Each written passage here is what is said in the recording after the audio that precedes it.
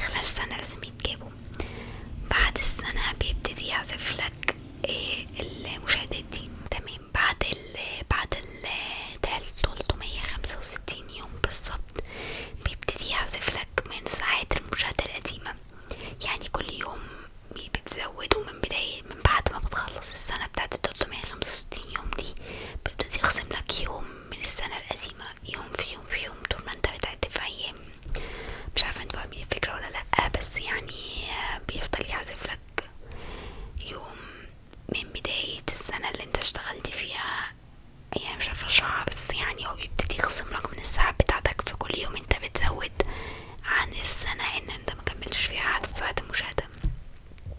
تمام. تمام. انا لو اتسألت عن مجال اليوتيوب مربح ولا لا، هو مربح لكن مش قوي للمصريين. يعني بالنسبة للناس المصرية بيكون مقترح الفيديوهات اكتر عند المصريين، فده ما بيكونش مربح قوي بالنسبة لصانع المحتوى، لان بيبقى فيه مقياس للألف مشاهدة. انت كل 1000 مشاهدة ليهم نسبة من الربح. طيب نسبة الربح دي بتختلف من بلد للتانية، يعني لو ال1000 مشاهدة دول من مصر غير ال1000 مشاهدة اللي من العراق غير ال1000 مشاهدة اللي من السعودية وهكذا. تمام. نسبة المصريين ال1000 مشاهدة قليلة جدا، فبالنسبة للمصري بيكون اقتراحه أكتر للمصريين، فده بيعملوا نسبة من يعني قلة الربح يعني شوية عن باقي الدول. لكن مع الوقت هتلاقي ان انت عندك ناس من العراق، ناس من السعودية، ناس من الجزائر وهكذا، وده هيظبط معاك شوية نسبة الربح بتاعتك. نسبة العراقيين بالنسبة للربح أعلى من غيرهم، يعني العراقيين أعلى من المصريين وأعلى من كذا دولة تانية. فالعراق دولة إلى حد ما نسبة ربحها كويس جدا جدا جدا بالنسبة للعرب، فممكن يكون الجمهور المستهدف بالنسبة لكم العراقيين، ودي حاجة كويسة جدا لو قدرت ان انت تعملها. تمام. نصيحتي بالنسبة لصانعين المحتوى الجداد او الناس اللي عايزة تبدأ صناعة محتوى، اول حاجة ابدأ محتوى مش مهروس كتير، ابدأ محتوى جديد او محتوى انت اللي تخترعه وتبتكره. ده بالنسبة لك هيكون مجزي جدا جدا جدا، لان انت لما تبدأ محتوى لنفسك او مش مهروس كتير هتبقى الربح كله متجه لك او المشاهدات كلها متجهة لك. ما تبدأش بيه محتوى اتهرس، يعني مثلا محتوى مقالب الحاجات دي اتهرست كتير، محتوى التحديات اتهرست كتير، الحاجات دي ابعدوا عنها تماما، خليكم في المحتويات الجديدة. ده بالنسبة للشروط. تمام. بالنسبة للانتشار او ان انت تقدر تنتشر ازاي، للأمانة دي حاجة حصن بمعنى حصن. انت ممكن تجتهد وممكن تعمل اللي عليك كله، لكن ما يبقاش ليك قبول للكاميرا. يعني في ناس بتشتغل بتعمل فيديوهات كتيرة جدا، مدة الفيديو مظبوطة، الصورة مصغرة حلوة، لكن هو الكاميرا مش راكبة معاه، مش شخص بتاع كاميرا. يعني مثلا في مهندس فاشل وفي مهندس ناجح، طبعا ده ملوش علاقة بالنجاح او الفشل، انت مش شخص فاشل او ناجح، بس في المهنة نفسها انت ما نجحتش فيها، ما قدرتش تنجح فيها. فوارد ان الشخص ده يبقى يعني مش بتاع كاميرا، او بتاع حاجة تانية، هو ليه مجال تاني. فالافضل ان انت تجرب وتاخد الخطوة، مفيش اي مشكلة، لكن ما تستناش ربح قبل سنة. ربح قبل سنة ما تستناش، وشهرة قبل 6 شهور ما تستنيش. يعني قبل 6 شهور ان الناس تبدأ تعرفك او ترد عليك او تعمل عليك كومنتس، دي صعبة جدا. ما تحاولش تستنى حاجة زي كده، يعني 6 شهور ادي نفسك فرصة، فيديوهات، التزام، كل يوم بتصور، كل يوم بتنزل فيديو، كل يوم انت ملتزم، شخص ملتزم. بعد ال6 شهور ابدأ افكر، يعني بعد ال6 شهور تبدأ تفكر، مش قبل كده. الموضوع طويل، محتاج طولة بال، محتاج صبر، محتاج نفس صافية، محتاج ان انت تقدر تتأقلم مع التعليقات السلبية اللي هتيجي، لان التعليقات السلبية مبتخلصش. مهما كنت شخص كويس، مهما كنت شخص محترم، مهما كنت شخص محتوى كويس، هتلاقي انتقادات. انت لو طلعت تتكلم في الدين هتلاقي حد بيعدل عليك، دين بقى، قناة إخبارية، قناة رياضية، أيا كانت القناة اللي انت هتعملها، هتقابل هجوم وهتقابل رفض. فأنا من ناحيتي ما تستنيش شهرة أو ردود كومنتات أو تفاعلات قبل 6 شهور، وما تستنيش ربح قبل سنة كاملة. انت زاهد في الدنيا، حاول تشتغل جنب القناة علشان يقولك مصدر رزق تاني، وفي نفس الوقت القناة شغالة وانت ملتزم عليها وبتصور. تمام. دي اهم يعني حاجة اقدر اقولك عليها، ان انت ما توقفش حياتك اللي بره على اليوتيوب، لان اليوتيوب مش او مش شيء مجزي جدا في البدايات. لازم تبقى عارف كده، سنة كاملة عشان تقدر تطلع ربح، وسنتين عشان تقدر تكتفي بالربح، 3 سنين عشان تبقى وصلت لليفل ان انت مرفه في اليوتيوب، سنة علشان تقدر تطلع ربح، 2 سنين عشان تقدر تبقى مكتفي من اليوتيوب ماديا، انت مش محتاج شغل، 3 سنين عشان تقدر تكون شخص مرفه، ان انت بقى تنقل بيت جديد، عربية جديدة، الكلام ده. لكن قبل كده لا لا لا، مربحة على المدى البعيد اكيد، معرفش يقدر يقول انه مش مربحة، مربحة جدا جدا جدا، ولكن على المدى البعيد. تمام، انا اظن كده انا لخصت الموضوع بالنسبة بقى لان انت ازاي تقدر تحبب الناس فيك، وان انت تكون شخص كويس، وتقدر يساعدك في عدد ساعات المشاهدة. يقدر يساعدك في عدد ساعات المشاهدة انك تعمل حاجة جذابة للناس. بمعنى ايه؟ انا لما جيت عملت الاسمار عادة الناس اللي بتشوفه ما بتكملش الفيديو لاخره، او بتفتح فيديو قصير، يعني تفتح فيديو بتاعك تشوف مثلا انت كويس ولا لا، يوم خارجين، فده مش بيخلي مدة الفيديو معاك تكون طويلة، لان الناس مدة الوقت اللي بتشوفه تبقى طويلة. فانا فكرت وعملت حركة ذكية كده، ان انا عملت ملخصات افلام، فكانت ناس كتير جدا بتكمل الفيديو لاخره، فده ساعدني جدا في عدد الساعات.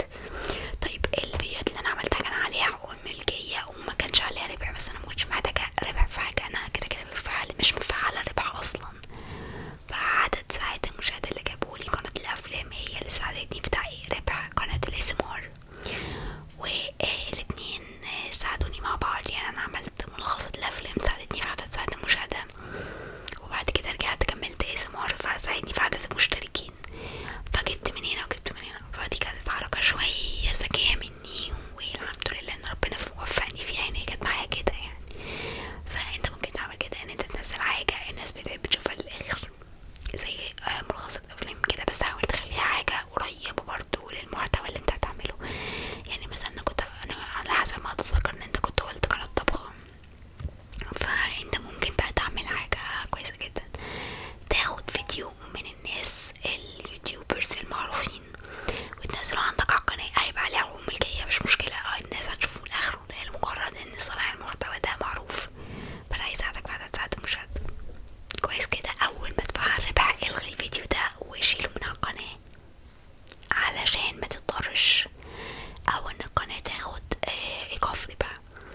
فانت اول ما توصل لعدد ساعات المشاهدة بتاعتك اعمل الفيديو ده اخفاء او امسحه، ويبقى انت كده وصلت لعدد ساعات المشاهدة بتاعتك، والمشتركين هيوصلوا لك كده كده مع الناس. اي حد بيعمل سبسكرايب دي سهلة، يعني ال1000 مشترك سهلين مش صعبين على فكرة خالص. في البداية طبعا ما تستناش عدد المشتركين خالص، لان الناس بتحب القناة الكبيرة او القناة اللي عليها على الاقل 1000 مشترك، 2000 3 4، لكن معلهاش مشتركين خالص بتبقى صعبة شوية، فهتحتاج منك شوية مجهود. لكن مجرد ان وصلت لل1000 مشترك دي بتكون حاجة كويسة جدا وسهلة جدا على فكرة، يعني هي اسهل من ال4000 ساعة مشاهدة في وجهة نظري يعني. تمام، بيبقى في تفعيل ربح جزئي اسمه اللي هو بيبقى ان انت توصل ل500 مشترك و3000 ساعة مشاهدة بتفعله، وبعدين تفعل اللي هو ال1000 مشترك وال4000 ساعة مشاهدة. تمام، لما بتفعل الاشتراك الجزئي ده مش معنى ان انت بترجع تعد من الاول الاشتراك الكلي او التفعيل الكلي، لا عادي، هو الاتنين شغالين مع بعض. يعني بعد ما بتوصل ل500 مشترك و3000 ساعة مشاهدة بتفعل الجزئي، وبعدين تجيب 500 مشترك تاني عشان كده يبقى توتال 1000، وتجيب 1000 ساعة مشاهدة عشان يبقى توتال 4000، فتفعل الكلي. فاهمني كده؟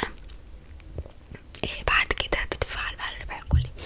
طيب التفعيل الجزئي ده بيديك ايه؟ بيديك اللي هو الاشتراك، الناس اللي بتشترك في القناة بفلوس، وده ما بيحصلش الا نادرا جدا. وارد قنوات كتير جدا تكمل في الاشتراك الاسبوعي ده عمرها ما تعمله. والحاجة التانية اللي هي الثانكس، او ان حد يخش يدعمك ماديا على القناة، ده بيبقى شغال معاك في التفعيل الجزئي، وده ما بيحصلش الا لما بتكون شخص معروف او مشهور او محبوب وسط المتابعين